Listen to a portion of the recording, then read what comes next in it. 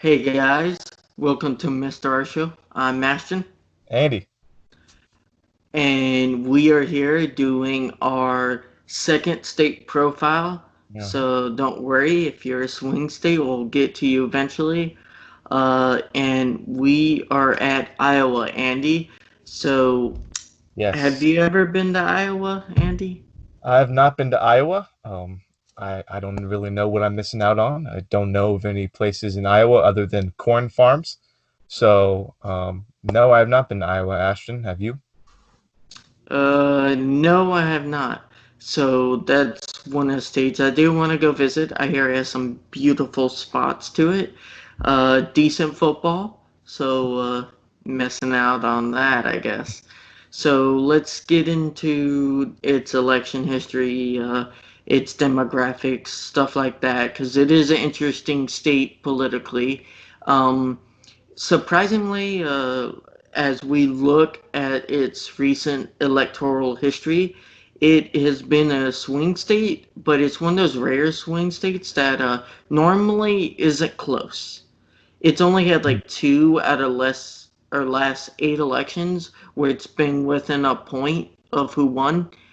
Uh, the rest of them, it's been kind of like a blowout, for lack of a better term, higher than 3 point victory for whoever won it. So it's like a very swingy state, but it goes heavily for who wins it. So it's a very interesting state to look at, especially when it comes to recent history. Of course, Donald Trump won it last time, 10 points.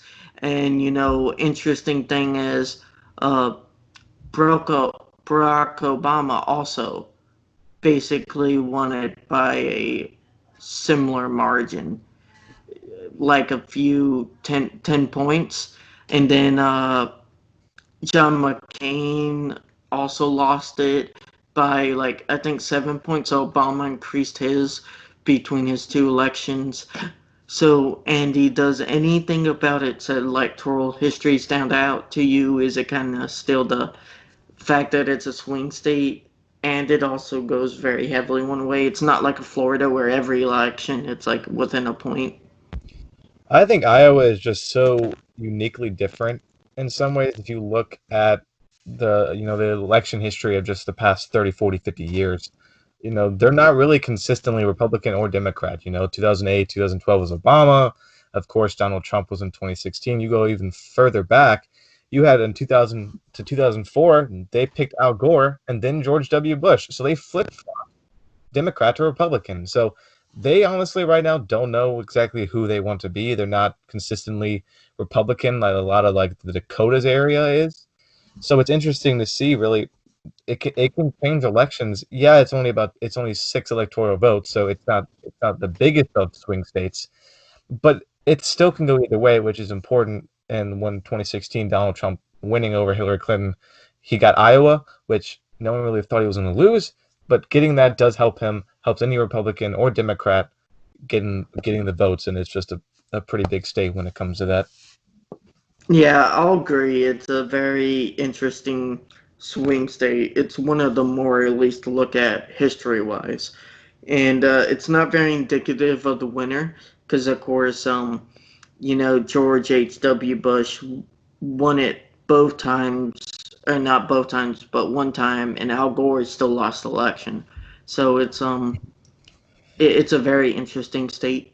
I would say it's very white, and we'll kind of go into that a little bit more, and that plays into heavily just kind of how campaigns have to be run, and it's like way more localized when it comes to issues Iowans care about.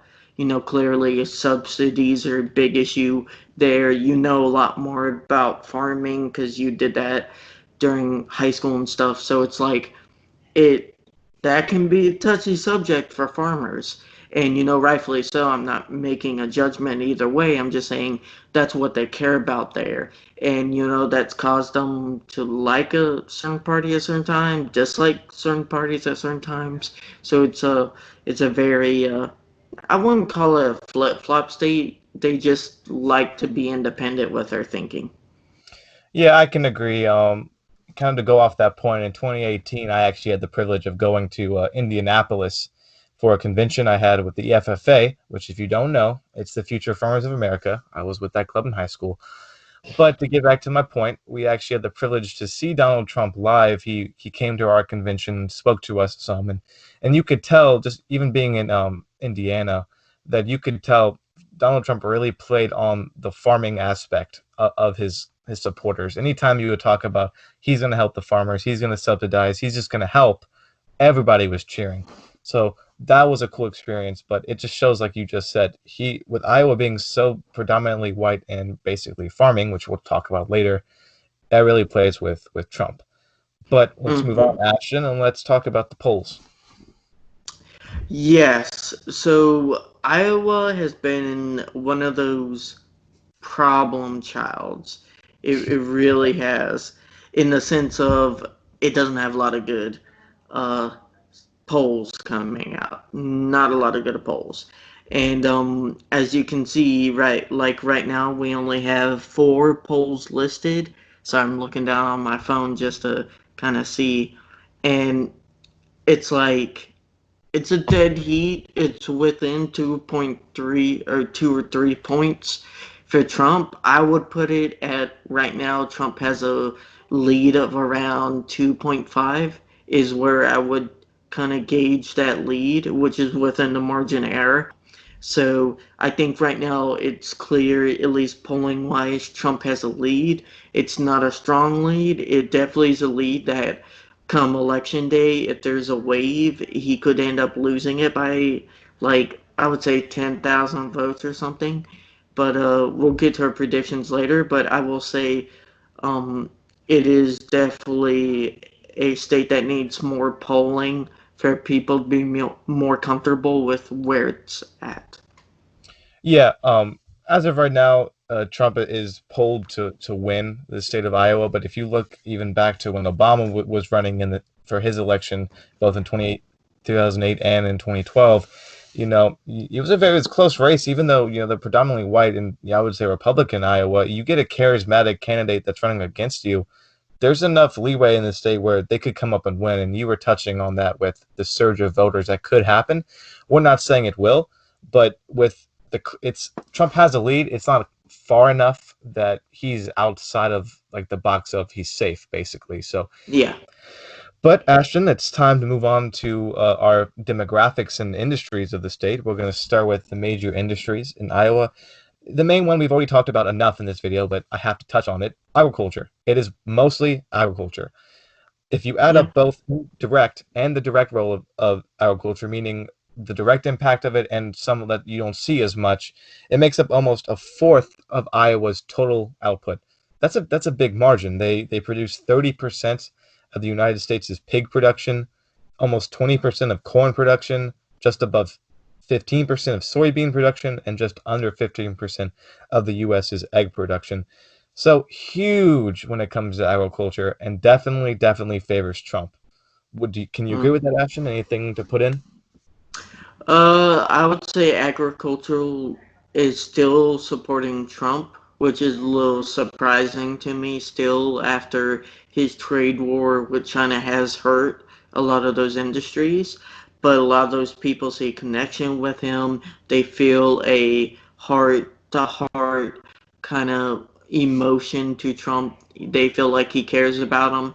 And, it's not my place to judge why they feel that. They feel that and it's something they've given him their trust. And we'll see if that has impact on his reelection as much as it had impact on his election originally. And something like soybean, I know that industry has been hit really hard because the main number one purchase or buyer of soybeans from U.S. was China. So it's going to be interesting to see how agriculture backs Trump again and kind of like how it impacts the people who work in those industries and how they decide to vote. Yep, agree with that 100%. The second major industry in the state of Iowa is the renewable energy and fuel department, which you can already tell Trump is not too high on that. You know how he's been fighting for his clean coal, to increase all the different kind of fossil fuels and basically go away from renewables. So Biden has a huge edge in that category. Um, Iowa is second in the U.S. in biodiesel production and actually is the top producer of ethanol in the United States. This industry is 8% of the state's GDP, so just under a tenth of it. So it's not the biggest piece of the pie in Iowa, but it's still a huge part that I think is favorable to Joe Biden. Mm-hmm. Yeah, I agree. It's a smaller part of its economy, but it's growing. It's probably going to be the future of industry in Iowa once they start trending away from agriculture. Yep. The last major industry, which is one you're going to see in every single video, we talked about that last week. The last video, it's the service industry. I mean, it's in every state. In Iowa specifically, the three biggest are the insurance, specifically health insurance, banking, and education. Those are the three main service areas. Hy-Vee, which is some kind of like superstore kind of chain, like a Food Lion is huge in Iowa with biggest company there. 85,000 employees across Iowa is employed by them. So that's a big portion of their employment. And Wells Fargo was actually founded in Iowa. So that's a quick little tidbit I just wanted to throw in there. Service industry, I would say, favors Biden. They usually are Democratic a lot of the times. The low income minimum wage that are trying to get that $15 minimum wage is usually Democratic. Um, it just is what it is, and the service industry always most likely will favor the Democrats, which in this case is Joe Biden. I mean, this is a clear dunk for Joe Biden. Unlike, I feel like Hillary always struggled with those union types, at least energizing them, and Trump was new on the block. He was a Republican, actually talked about union issues, which was a little new in the last few years.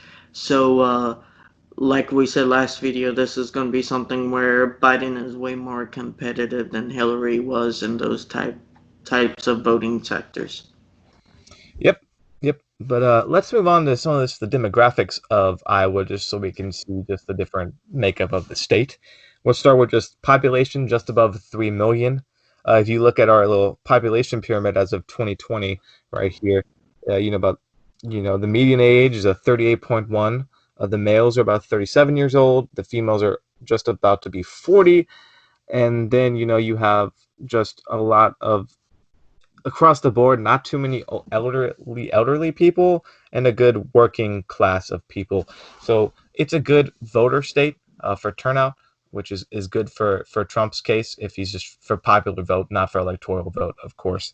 Let's move on to the race demographics. You look at the state, and let me tell you, it is very, very white. If you just look at without Hispanics, so just white alone, that's about 90% of the state is white or Hispanic. You break it down, 85% white, 6% Hispanic, 4% African American, about 3% Asian, and Native Americans don't even have a percent. They're half a percent, and then just a percent other. So you basically go to Iowa, you're going to see a bunch of white people. That's huge. That's usually going to, especially with the white farmers that they have in the state, it's going to favor Donald Trump. And the religious breakdown in Iowa is they're predominantly Christian, with 77% of the state being Christian. That makes sense with them, of course, also saying farmers are usually more religious than other types of industries.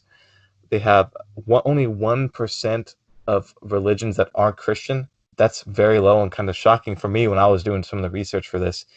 And then 22% non religious. So you see the breakdown there.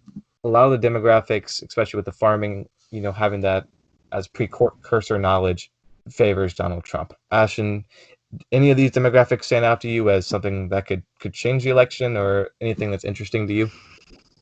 No, not in this election. I will say it's a precursor that it could, um, it's not older electorate, which I feel like that could bring some surprises on election day. That's just one of those things where, Trump is struggling way more with the older vote this election versus last one, but it is still part of his base. And it's one of those things where it's not a state where demographically, least when it comes to age, he should be doing as good as he has been. So that's one of the things where I could see where once you lose that appeal of Trump, that maybe in 4 8 years, the election is a lot more of a kind of half and half state. So that's why Iowa's a very tricky state to kind of see where they're kind of pointing towards, Yeah, because demographically they look one way, and then ideologically and job wise they go other.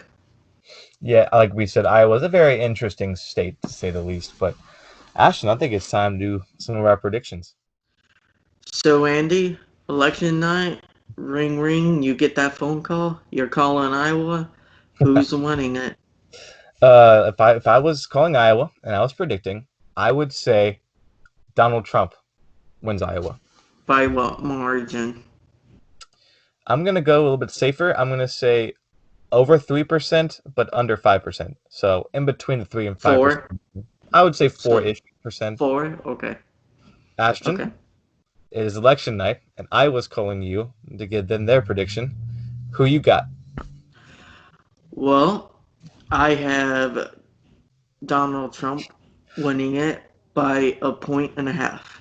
I feel like Ooh, it's going to be incredibly closer than last time, but Donald Trump is still remarkably favorable in the state.